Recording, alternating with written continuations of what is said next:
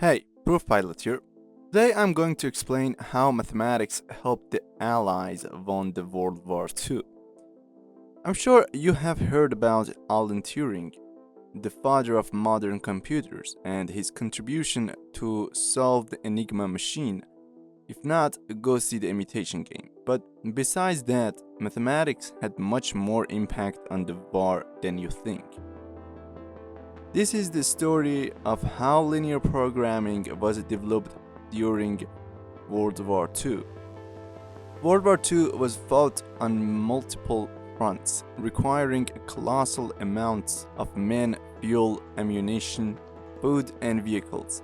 Military planners faced the question, given limited resources, how do we distribute them to maximize effectiveness?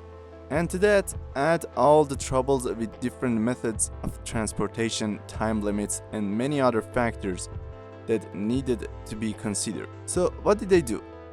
Well, the answer was in the hands of an American mathematician and scientist, George Dantzig.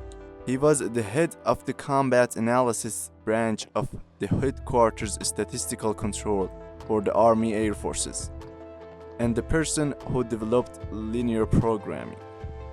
Of course, the actual problems that they were facing are classified, and given those complexities, they cannot be explained in a YouTube video, but I can simplify things for you to understand. So let's suppose that we have a convoy we want to ship from point A to point B.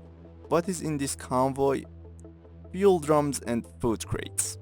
Let's give them the variables x1 and x2. Now let's give each of these supplies a value. For fuel, we give the value per unit of 5, and for food we give it 4.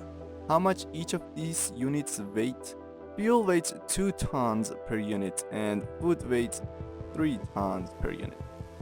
Now what is the efficient number of units for each of these supplies so we get the maximum value of it? That is the question that Simplex Method answers. But for more intuition and visuals, let's solve this problem geometrically, which inspires the Simplex algorithm. So let's draw two axes, x1 and x2, and define our constraints mathematically. One thing we need to take care of is the fact that our ship has the maximum capacity of 7,000 tons. Another one is that there is a maximum demand of each of these supplies. Let's take them as these numbers. Now we have the following constraints for maximizing this equation. So let's just draw the charts and see what we can get out of it. x1 is less than 2000, so here is the region for that. x2 is less than 1500, and here is the region for that.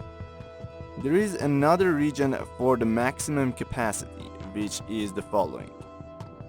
So all the points that are valid are in this section. We just need to find the most efficient one.